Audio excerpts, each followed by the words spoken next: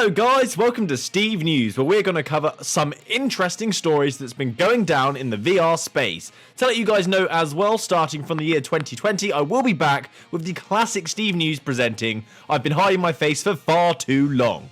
So enough about that, let's get on with the news, and what's been going on first is there is a new trailer for The Walking Dead Saints and Sinners. This title originally had rumours that it was not going to be coming to the Quest, but the new trailer just dropped and it confirms that IGN have stated that the game is coming January 2020 for PC VR and then later on for PlayStation VR and the Quest. This is great news. I love zombies and it's another big game with a huge fan base of the franchise all over the world. The Quest needs more games like this, big story type games to bring people in with its incredible library. It's only been out 6 to 7 months and it started delivering on people's expectations, which is great to see. If you want to watch the full trailer, the link for it is in the description. It shows off lots of elements of the storyline, some interesting weapons that you have available, and I swear I see co-op.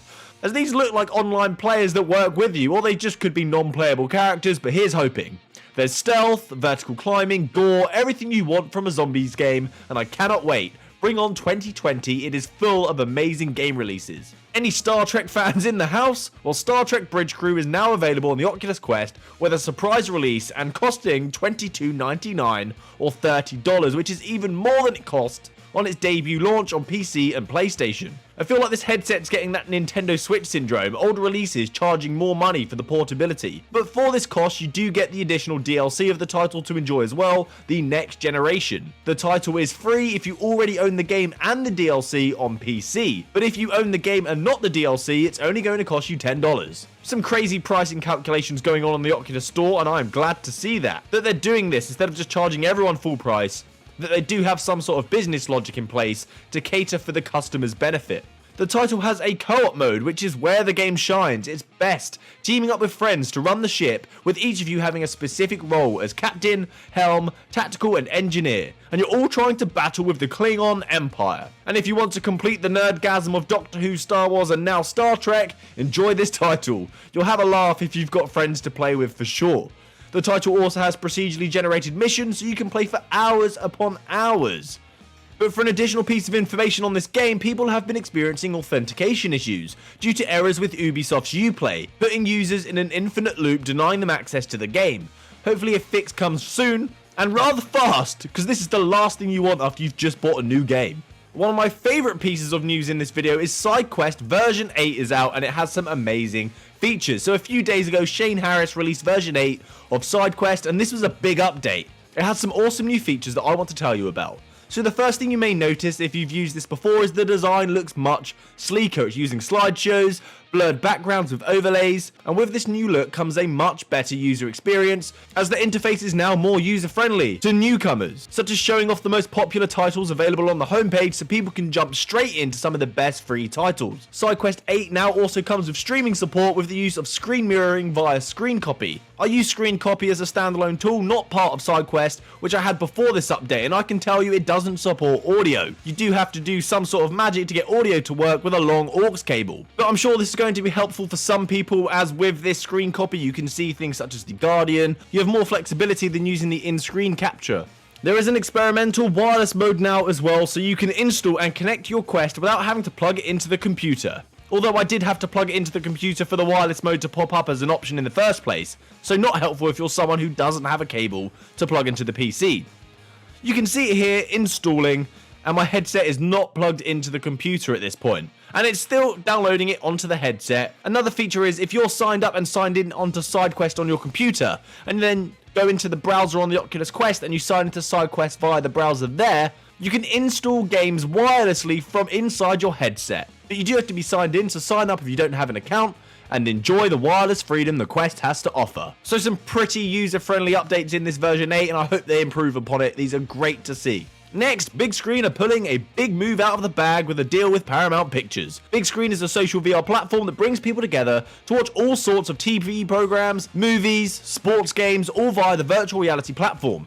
But this is now being taken a step further to promote more quality time with friends and family across long distances, or with a friend in the same room just because you can. So every week Paramount is bringing us 4 feature-length movies to watch inside of Big Screen. This is happening across 10 countries and will cost the user $3.99 for a ticket in the movie screening. What I love even more about this is the movies will be in 3D as virtual reality headsets have stereoscopic vision, and you won't have any loss of colour like you do with 3D glasses at the actual cinema.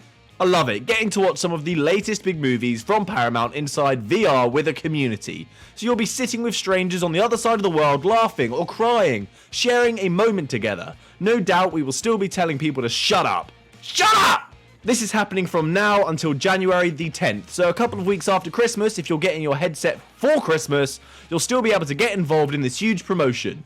The first movies to be shown are Transformers Dark Moon, Ghost in the Shell, Star Trek and Indiana Jones Raiders of the Lost Ark, and the countries that they're going to be supported in are US, UK, Germany, Canada, Japan, France, Australia, Netherlands, Sweden and Spain.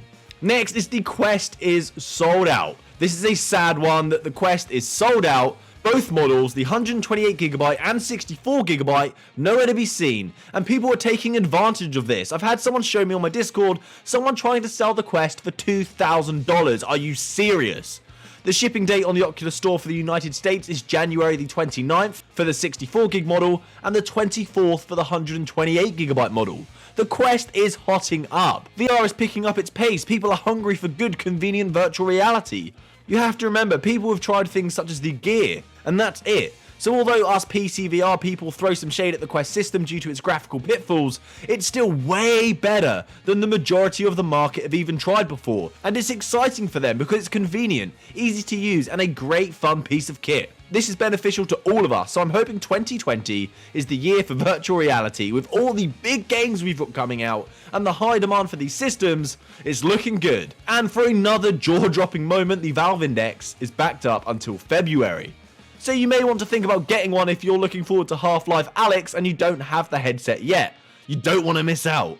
Next, Curious Tale of the Stolen Pets Christmas Edition. If you own Curious Tale of the Stolen Pets, you're going to get your own free festive update to enjoy right now. A nice sprinkle of DLC and it's going to cost you nothing. That's a rare occurrence these days, so it's welcome with open arms. So now you're going to help Grandpa Santa in solving the mysteries of the land by finding hidden Christmas presents. There is a missing gift in each of the levels for you to find, and if you find them all, you get a special in-game reward. This free DLC is to be enjoyed from now until the 13th of January. So again, if you're getting the Quest for Christmas, you'll have plenty of time to enjoy. And the big story, the last story, is the Rift S getting hand tracking. So if you've been keeping up with the Quest, you'd be aware of the recent update to version 12 and the hand tracking feature that's currently in experimental mode. Developers also should have gotten the SDK this week to start making use of the features on the Quest platform for all sorts of games such as Beat Saber and Waltz of the Wizard. When this was announced to OC6 that the Quest was getting this feature and not the Rift S, owners were not happy and they had just cause. On the Quest, we are still yet to actually apply this feature in-game to get a feel how it will perform and if using it instead of the remotes is even feasible. Reports have stated that the Quest is acting as a testing phase for this feature, and if positive feedback is gained, Oculus aim to bring this over to the Rift platform as well. This will be a nice move, especially since so many Quest users are using the Link.